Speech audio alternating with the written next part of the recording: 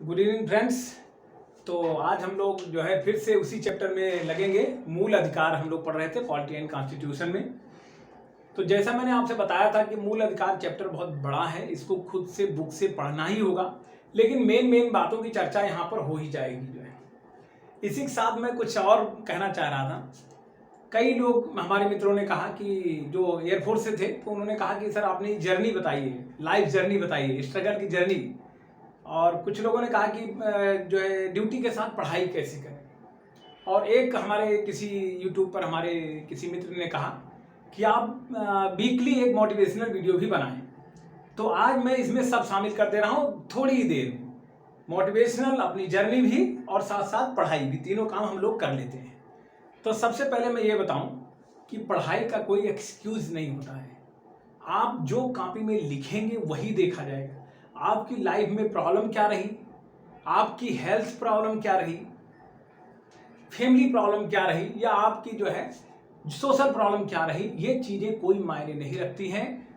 Examiner only and only आपने जो copy में लिखा है वहीं से आपकी पर्सनालिटी को जज करता है, आपके पूरे जो है सिस्टम को जज करता है और आपको मार्क्स देता है और आपका सिलेक्शन होता है।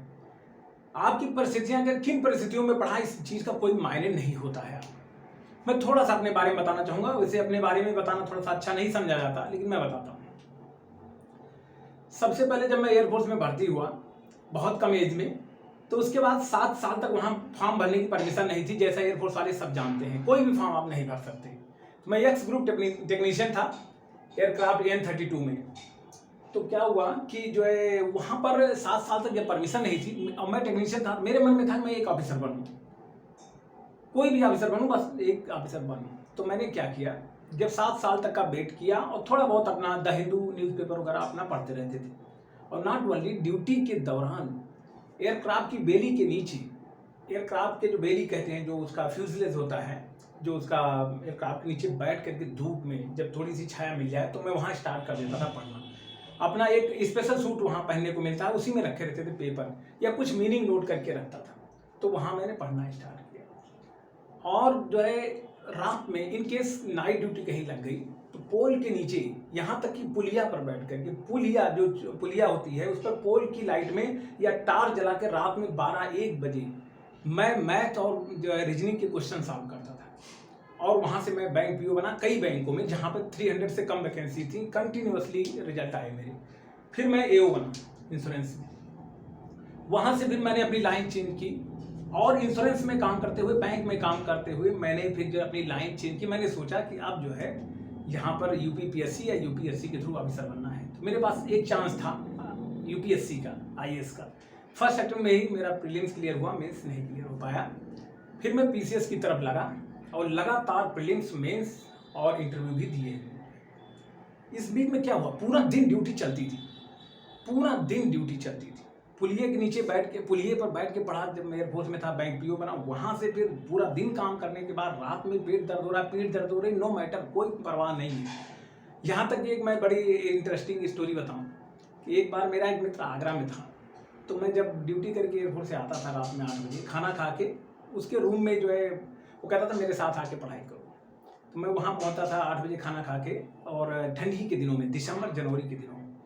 तो रात में 8:15 साढ़े 8 से पढ़ना स्टार्ट करते थे 12 साढ़े 12 तक, जब आगरा का टेम्परेचर नियरली 0 रहता था। उस दौरान रात में 12:30 बजे वो मुझसे रोकने के लिए कहता भी नहीं था। मैं 12:30 बजे 2 किलोमीटर मोटरसाइकिल चला के लौट के आता था, 0 डिग्री या 2 डिग्री टेम्परेचर। तो इस तरीके से स्ट्रगल करके और चीज़ें हुई हैं। फिर मैं यहाँ समीक्षा अधिकारी बना और लगातार मैं जो है PCS वगैरह देता रहा।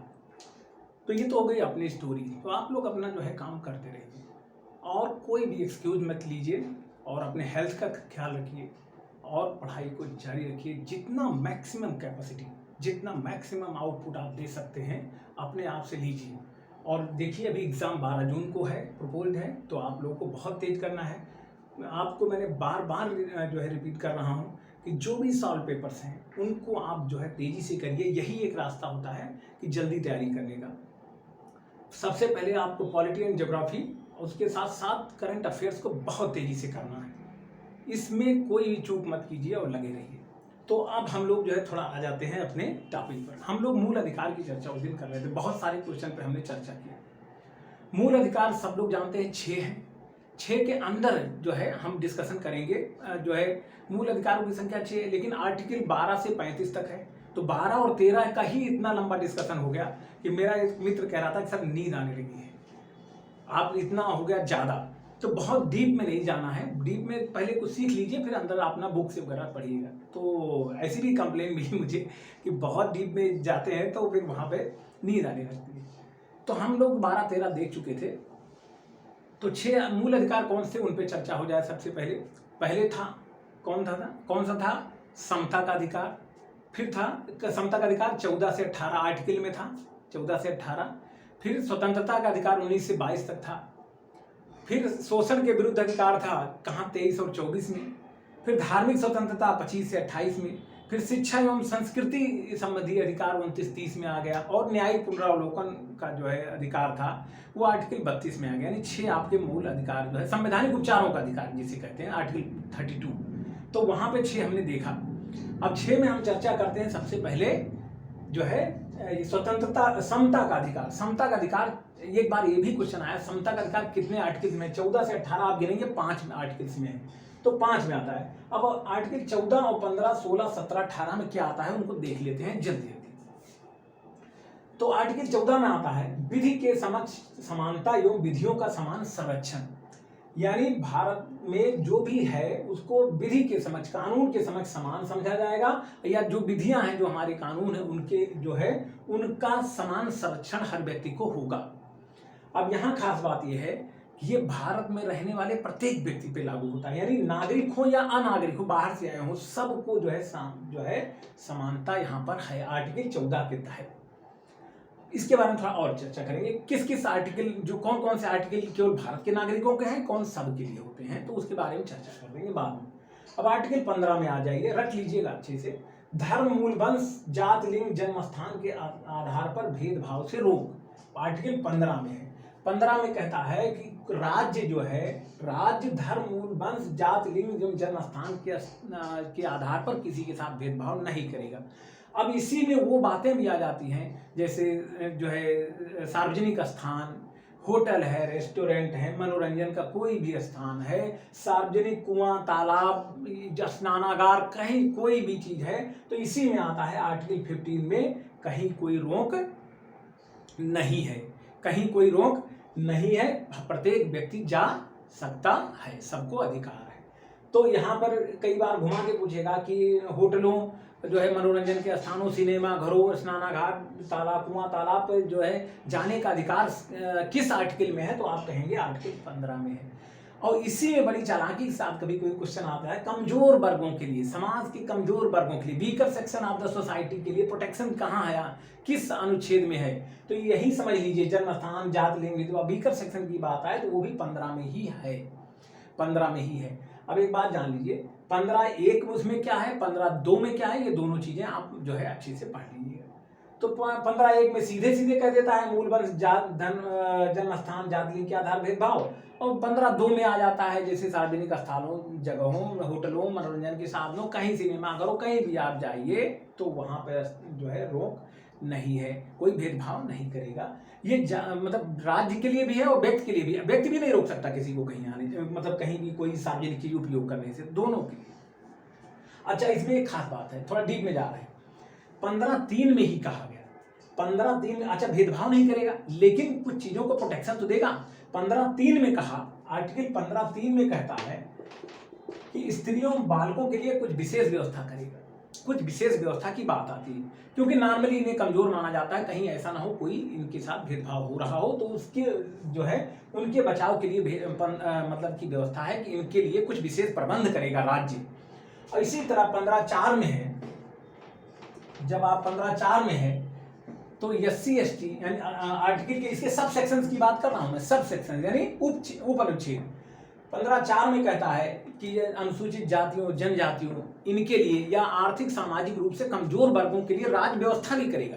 यानी भेदभाव तो नहीं कर रहा है, लेकिन जो कमजोर पड़ रहे हैं उनकी व्यवस्था भी कर रहा है। आर्टिकल 15(4) में भी ये हो रहा है। स्त्रियों, बालकों के लिए 15(3) में हो रहा है। बस इतना सफिशिएंट है 15 के बारे में चर्चा करने के लिए। अब आते हैं हम लोग आर्टिकल 16 में, लोक नियोजन में अवसर की समानता। अनुच्छेद 16 कहता है कि जो राज्य किसी लोक नियोजन में यानी पब्लिक किसी एम्प्लॉयमेंट में समानता रखेगा सबके लिए, यानी सबको बराबर अवसर मिलेगा। अब यहाँ एक बात बताइए, सबको बराबर अवसर मिलेगा का मतलब ये हुआ कि बराबर सबके लिए तो अवसर देना ही है, लेकिन जिन्हें अवसर नहीं प्राप्त होना उनको भी व्यवस्था वही करनी है, इसमें उनके लिए व्यवस्था भी करनी है यहाँ पर जो है। यानी ऐसा नहीं, भेदभाव नहीं हो रहा है, अवसर सबको मिल रहा है, लेकिन कई लोग अवसर का फायदा नहीं उठा पा रहे हैं, उनके लिए विशेष व्यवस्था भी करनी। इसीलिए आर्टिकल 16(4) में जो है पिछड़े वर्गों के आरक्षण का प्रावधान भी है। जिस तरह यहाँ पर जो है 15(4) में व्यवस्था थी, सामाजिक और आर्थिक रूप से या सामाजिक शैक्षणिक रूप से पिछड़े हैं उनके लिए व्यवस्था थी, तो जो है स्त्रियों, अनुसूचित जाति जनजातियों के लिए व्यवस्था थी, उसी तरह 16(4) में भी जो है उनको आरक्षण की व्यवस्था की गई पिछड़े वर्गों के लिए। अब आप पिछड़ा वर्ग आयोग जो बना इसी आर्टिकल के तहत बना, इसमें व्यवस्था थी। पिछड़ा वर्ग आयोग जो बनाया गया हमारा 340 के तहत, अनुच्छेद 340 में एक्चुअली है, लेकिन उसमें इसका लाभ लिया गया 16(4) का। तो 16(4) में पिछड़ा वर्ग आयोग है, मोटा मोटा आर्टिकल 16 में है लोक नियोजन में अवसर की समानता। 17 आप दुनिया जानती है, अस्पृश्यता का अंत, अस्पृश्यता यानी अनटचेबिलिटी का जो है उन्मूलन हो गया। 18 में कहता है कोई उपाधियों का यूज नहीं करे, जो टाइटल मिली हुई वो वायस राय और कौन कौन राय देते थे जो है राय बहादुर, वो सब उपाधियों का अंत हो गया, ये काम हो गया खत्म। अब जो है आते हैं हम लोग कौन सा, ये तो था समानता का अधिकार, आर्टिकल 14 से 18 समता का अधिकार। अब हम लोग आते हैं स्वतंत्रता का अधिकार। स्वतंत्रता के अधिकार में आते हैं कौन कौन सा, वो देख लेते हैं। स्वतंत्रता का अधिकार आता है दूसरे नंबर पर, स्वतंत्रता का अधिकार।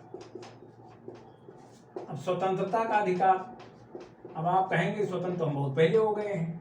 स्वतंत्रता का अधिकार है आर्टिकल 19 से 22 के अंदर। अब 19 में क्या है वो देख लीजिए।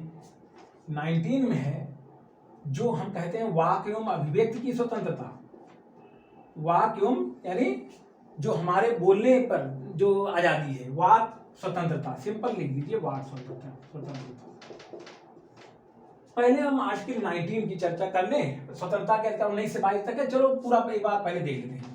20 में क्या है, दोष सिद्ध के संबंध में संरक्षण है। दोष सिद्ध के फिर अलग है, इसकी चर्चा करेंगे थोड़ा अलग करके। दोष सिद्ध के संबंध में संरक्षण है, दोष सिद्ध के संबंध में संरक्षण।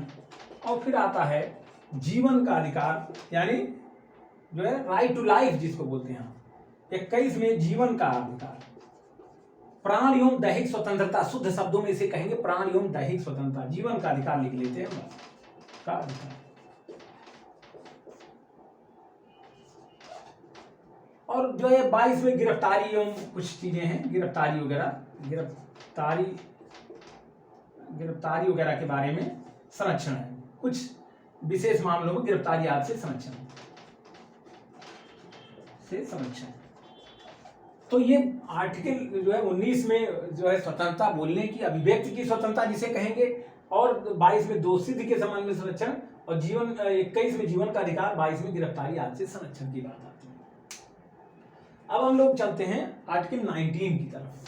आर्टिकल 19 के बारे में एक चीज ये जान लीजिए कि ये केवल भारतीय नागरिकों के लिए है, कोई विदेशी अगर आते हैं तो उनके लिए नहीं है कि जो चाहे सो हमारे यहाँ आके बोले। तो आर्टिकल 19 में कई सब सेक्शंस हैं, तो उनके बारे में पहले जान लेते हैं। तो 19(1) का कहता है कि वाक स्वतंत्रता यानी बोलने की स्वतंत्रता, विचार एवं अभिव्यक्ति की स्वतंत्रता। 19 का कहता है विचार एवं अभिव्यक्ति की स्वतंत्रता। और 19(1) खा में कहता है निरायुध सम्मेलन, बिना आयुध के, बिना हथियार के सम्मेलन कर सकते हो आप। सम्मेलन में लिख देता हूं, सम्मेलन की स्वतंत्रता, यानी कहीं भी आप बिना हथियार के इकट्ठा हो सकते हैं। 19(1) गा कहता है आपका संगठन एवं संघ बना सकते हैं आप, संगठन एवं संघ। और 19(1) घा कहता है आपका जब आपने संगठन बना लिया, संगठन की भी बात हो गई, तो कहीं भी विचरण कर सकते हैं आप, जो है विचरण, कहीं भी देश में कहीं भी आ जा सकते हैं। और 19(1) अंगा कहता है कि कहीं भी आप बस सकते हैं, बसना, कहीं बस सकते हैं, देश के किसी हिस्से में जाके बस सकते हैं। और 19(1)(4) कहता है आपका कि आप कोई भी वृत्ति व्यापार कर सकते हैं। वृत्ति और वृत्ति गलत लिख दिया मैंने, ये वृत्ति एवं व्यापार कर सकते हैं आप कहीं भी। अब एक बात देखिए, 19 कहता है कि जो है वाक स्वतंत्रता की बात करता है। 19(1) का में कहता है आप विचार एवं अभिव्यक्ति, कहीं भाषण वाषण कुछ भी अपना भाषण दे सकते हैं। अब इसमें अभी और चीज बताएंगे। खा में कहता है 19(1) खा कहता है सम्मेलन की स्वतंत्रता, कहीं आप बिना हथियारों के सम्मेलन कर सकते हैं। 19(1) का रटना है। एक बार 19 में ये पूछा गया, घा में और चा में क्या है, कितने 1 2 3 4 5 6 हैं, 6 है 19 में। और इसमें किस नंबर पे 19(1) घा में क्या है या अंगा में क्या है, ये भी पूछा जाता है। ध्यान रखिएगा, बहुत इंपॉर्टेंट है, डीप में जाएगा जरूर। और संगठन बना सकते हो, विचार एवं वक्त, दूसरा सम्मेलन, तीसरा संगठन, चौथा विचरण, यानी कहीं आ जा सकता है। फिर जब आ जा सकता है तो कहीं बस भी सकता है। 19(1) अंगा में और चा में कहता है कहीं भी कोई भी व्यापार वगैरह कर सकता है। अब एक बात बताइए, ये बड़े जो है बहुत विवादित मामला रहा है, जो है विचार एवं व्यक्ति स्वतंत्रता, ये सब चीजें, इसी में बहुत सारी चीजें आ गई। जैसे विचार एवं व्यक्ति की स्वतंत्रता में अब लिखा नहीं है, लेकिन प्रेस की स्वतंत्रता की बात आ जाती है। प्रेस की स्वतंत्रता तो कहीं डायरेक्ट लिखा नहीं है संविधान में, लेकिन इसी विचार एवं व्यक्ति के अंदर ही 19(1) का में ही प्रेस की स्वतंत्रता भी आ जाती है। ठीक है, तो सम्मेलन तो आप जानते हैं, निरायुध सम्मेलन कहीं भी आप कर सकते हैं, संगठन बना सकते हैं, विचरण कर सकते हैं, कहीं जा सकते हैं, बच सकते हैं। वृत्ति एवं व्यापार में रेहड़ी पटरी वालों का भी इसी में आ जाता है मामला। कहीं भी अपना कोई कहीं भी जाके व्यापार कर सकता है। रेहड़ी पटरी वाला मैटर उसमें बाद में देखेंगे, अभी इसको छोड़ दीजिए। तो इतना हो गया। लेकिन एक बात बताइए, कुछ भी बोल सकते हैं, कहीं भी बोल सकते हैं, कहीं भी सम्मेलन कुछ भी कर सकते हैं। तो इस पे ऐसा है, एक बहुत लूपहोल संविधान में छोड़ दिया गया, एक बहुत बड़े एक मौका दे दिया गया उन लोगों के लिए जो इस पर रोक लगा सकते हैं। कह रहे हैं कि भारत की स्वतंत्रता एवं संप्रभुता एवं लोक व्यवस्था के आधार पर इस पे 19(1)(2) के तहत, आर्टिकल 19(2) के तहत प्रतिबंध लगा सकते हैं। अब यही काम बन जाता है सरकारों का। कह रहे हैं विचार एवं व्यक्ति की स्वतंत्रता तो है, लेकिन इस पर जो है रीजनेबल रिस्ट्रिक्शंस लगाए जा सकते हैं, युक्त प्रतिबंध लगाए जा सकते हैं। किस आधार पर? भारत की एकता एवं अखंडता प्लस लोक व्यवस्था में कुछ भी आया भाई, लोक व्यवस्था का डर था इसलिए हमने लगा दिया प्रतिबंध। तो यही एक सबसे बड़ी कमी है जिसके आधार पर जो है प्रतिबंध लगा दिए जाते हैं। तो ये बात हो गई यहाँ। अब हमें थोड़ा तेज चलना भी नहीं, बहुत लोग सो जाते हैं जो है। तो अब चलते हैं हम लोग कहाँ पर, 20 की तरफ। अब 20 में क्या है भाई? 20 में है अपराधों के संबंध में दोष सिद्ध के संबंध में संरक्षण। आर्टिकल 20 दोष सिद्ध के संबंध में संरक्षण, अपराधों के संबंध, दोष सिद्ध के संबंध में संरक्षण। इसको थोड़ी चर्चा कर लेते हैं।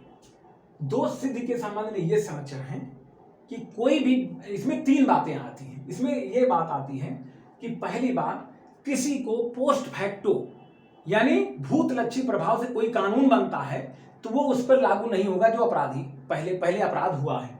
तो 20(1) कहता है कि कोई कानून जो है का भूतलक्षी कानून बाद में बनने वाले का पोस्ट फैक्टो प्रभाव नहीं होगा। हिंदी में ध्यान नहीं आ रहा मुझे, भूतलक्षी बोलते हैं, पोस्ट फैक्टो इफेक्ट नहीं होगा।